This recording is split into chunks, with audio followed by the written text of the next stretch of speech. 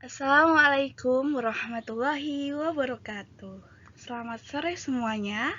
Hai, dalam pertemuan kali ini kami akan membahas tentang kegunaan dan fungsi pemberian motivasi.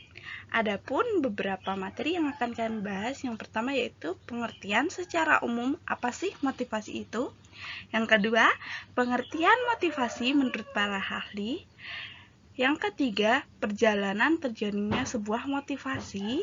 Yang keempat, teori-teori yang ada dalam motivasi. Yang kelima, jenis-jenis dalam motivasi. Dan yang terakhir, apa fungsi adanya motivasi dalam diri kita.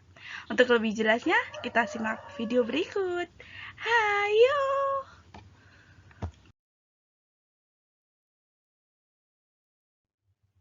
Oke teman-teman, kita masuk materi yang pertama, yaitu tentang pengertian motivasi. Pengertian motivasi dapat diartikan menjadi beberapa. Yang pertama, motivasi berasal dari kata motif yang dapat diartikan sebagai daya penggerak yang ada di dalam diri seseorang untuk melakukan aktivitas-aktivitas tertentu demi tercapainya suatu tujuan. Atau motif dapat diartikan sebagai suatu kondisi intern atau kesiapsiagaan. Motivasi merupakan dorongan, hasrat, kebutuhan seseorang untuk melakukan aktivitas tertentu. Jadi, motivasi dapat juga didefinisikan sebagai kekuatan yang mendorong arah dan ketetapan tindakan menuju satu tujuan. Motivasi adalah kondisi-kondisi atau keadaan yang mengaktifkan atau memberikan dorongan kepada makhluk untuk bertingkah laku mencapai tujuan. Selanjutnya, pengertian motivasi menurut para ahli. Di sini kita akan membahas dua para ahli yang membahas tentang motivasi. Yang pertama, M. Donald. Beliau pernah mengatakan bahwa motivasi adalah suatu perubahan energi di dalam pribadi seseorang yang ditandai dengan timbulnya efektif atau perasaan dan reaksi untuk mencapai tujuan. Jadi, menurut beliau, motivasi itu adalah suatu sikap perubahan diri seseorang untuk mencapai sesuatu atau tujuan tertentu.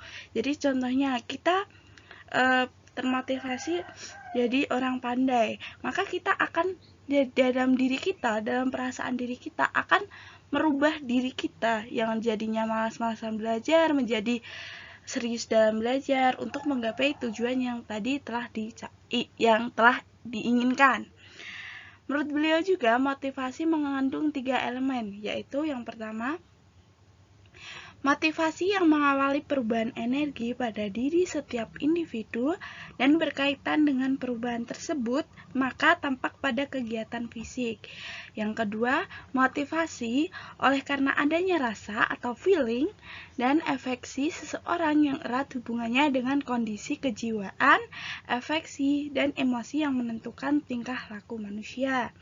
Yang ketiga, motivasi yang terangsang karena adanya tujuan. Jadi motivasi itu tumbuh karena ada suatunya tujuan dan bisa merubah dalam fisik. Jadi kamu tahu orang itu punya motivasi yang lainnya, itu sudah tampak pada dirinya, pada perubahannya, pada rasanya, pada kegiatannya. Yang kedua, motivasi menurut Thomas Elgort dan Jer B. Brippy. Beliau mengatakan motivasi merupakan sebagian suatu penggerak, pengarah, dan memperkuat tingkah laku seseorang dalam melakukan perbuatan tertentu. Jadi menurut beliau, motivasi itu suatu penggerak yang dalam tubuh kita dalam melakukan suatu hal. Gitu, seperti itu. Perjalanan historis motivasi. Motivasi berasal dari bahasa Latin yaitu mover, yang berarti daya penggerak atau dorongan dalam diri seseorang untuk berperilaku dan bertindak yang diarahkan dalam upaya mencapai tujuan tertentu. Kalangan ahli dari disiplin ilmu psikologi menyatakan bahwa kemunculan motivasi didahului oleh adanya kebutuhan dan dorongan. Motivasi berhubungan erat dengan bagaimana perilaku itu bermula, diberi tenaga, disokong, diarahkan, diberi reaksi subjektif yang ada dalam organisme ketika semua itu berlangsung. Motivasi juga dapat dianggap sebagai disposisi nilai seseorang yang jika telah terbentuk secara relatif dapat bertahan walaupun masih ada kemungkinan untuk dimodifikasi. Sedangkan proses motivasi merupakan interaksi antara motivasi dengan aspek-aspek situasi yang relevan. Hal ini dapat disimpulkan bahwa motivasi merupakan seperangkat daya ataupun kekuatan dalam jiwa yang harus diterjemahkan oleh seseorang ke dalam bentuk perilaku yang sesuai dengan tuntutan yang timbul dari dalam diri maupun oleh dorongan dari lingkungannya. Teori motivasi. Terdapat 4 teori, di antaranya yaitu 1. Teori Maslow. Beranggapan bahwa individu akan mempunyai perilaku untuk mendorong kehidupannya dalam rangka memenuhi segala kebutuhan hidup. Maslow mempercayai bahwa tingkah laku manusia dibangkitkan dan diarahkan oleh kebutuhan-kebutuhan tertentu, seperti kebutuhan fisiologis, rasa aman, rasa cinta, penghargaan, aktualisasi diri, mengetahui dan mengerti, dan kebutuhan estetik. 2. Teori keadilan. Adam Smith mengemukakan bahwa dalam teori temannya ini terdapat 4 komponen utama, yaitu outcome, input, equity, inequity, dan comparison person. Outcome berarti segala sesuatu yang menghasilkan. Contohnya adalah upah, bonus, atau promosi jabatan. Input adalah sebuah penghargaan yang didapatkan untuk menunjang kinerjanya. Sementara equity, inequity adalah perbandingan antara input dan outcome karyawan satu dengan yang lain.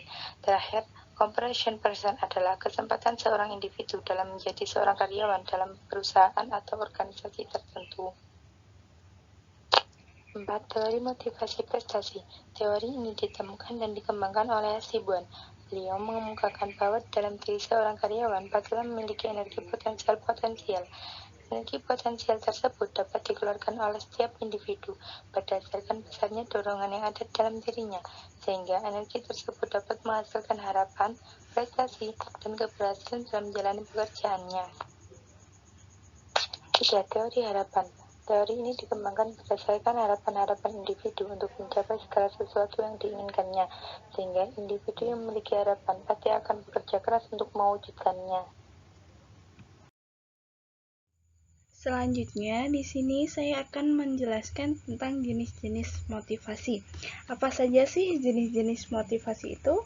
Jenis motivasi terdiri atas 2, yaitu motivasi intrinsik dan motivasi ekstrinsik. Yang pertama yang akan saya bahas yaitu tentang motivasi intrinsik, yaitu hal dan keadaan yang berasal dari dalam diri siswa sendiri yang dapat mendorong melakukan tindakan belajar. Jadi di sini salah satu contohnya motivasi intrinsik yaitu semangat dari diri kita sendiri, keinginan yang mendorong diri kita supaya kita giat belajar, itu dari dalam diri kita sendiri. Terus apa sih motivasi ekstrinsik itu? Motivasi ekstrinsik adalah motivasi belajar. Dikatakan ekstrinsik bila mahasiswa menempatkan tujuan belajarnya di luar faktor-faktor situasi belajar. Seperti mahasiswa belajar karena hendak mencapai angka tertinggi atau ingin mencapai gelar cum laude sebagai diploma serta dapat pujian dari orang-orang lainnya. Jadi dia punya semangat untuk belajar karena suatu hal, bukan karena dirinya sendiri. Wah, aku pengen jadi pintar biar dipuji orang, seperti itu. Wah, aku pengen dapat nilai tertinggi, dapat jadi orang yang tertinggi dengan nilai yang tertinggi, seperti itu dan sebagainya. Selanjutnya adalah tujuan motivasi. Apa sih gunanya kita memiliki motivasi dalam hidup kita? Ada banyak sekali tujuan dari adanya motivasi dalam hidup kita. Di sini saya akan menjelaskan beberapa tujuan adanya motivasi. Yang pertama, mendorong gairah dan semangat kerja dalam belajar. Jadi dengan adanya motivasi, kita semakin bersemangat dalam suatu hal kerjaan ataupun sebagai mahasiswa kita semakin semangat dalam belajar, semakin semangat dalam perkuliahan. Yang kedua, meningkatkan moral dan kepuasan kerja dan belajar. Dengan adanya motivasi, kita akan merasa puas dengan hasil yang telah kita dapatkan. Selama kita belajar, selama kita menjalankan sebagai seorang mahasiswa ya, menjalankan perkuliahan dengan semangat dan sebagainya, akan mendapatkan hasil yang sangat memuaskan bagi diri kita. Yang ketiga, meningkatkan produktivitas kerja dan belajar. Jadi kita semakin kreatif, semakin maju ke depannya dengan adanya motivasi dalam hidup kita. Yang keempat adalah mempertahankan loyalitas dan kestabilan individu. Jadi kita punya keinginan itu stabil, nggak meloncang kanan, meloncang kiri, simpang siur lah dengan adanya motivasi dalam diri kita. Selanjutnya itu meningkatkan kedisiplinan. Kita semakin disiplin, kita termotivasi untuk menjadi orang pintar, maka kita disiplin dalam belajar, dalam mengikuti perkuliahan dan sebagainya. Selanjutnya menciptakan suasana hati individu. Jadi dalam diri kita itu ada suasana tersendiri dalam mencapai keinginan atau motivasi kita agar tercapai. Selanjutnya, meningkatkan kreativitas individu, hampir sama dengan meningkatkan produktivitas. Yang selanjutnya, meningkatkan kesejahteraan individu. Jadi kita semakin sejahtera dengan adanya motivasi-motivasi tersebut. Jadi kita bisa mencapai motivasi-motivasi tersebut, kita semakin tenang, semakin damai dalam diri kita sendiri. Yang terakhir yaitu mempertinggi rasa tanggung jawab individu. Jadi kita memiliki tanggung jawab. Kita termotivasi kepada orang yang pintar, maka kita bertanggung jawab dalam hal belajar dan sebagainya.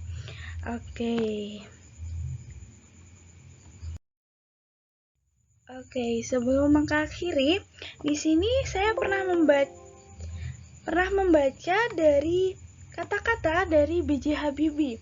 Beliau pernah berkata bahwa keberhasilan bukanlah milik orang yang pintar, namun keberhasilan adalah kepunyaan mereka yang senantiasa berusaha.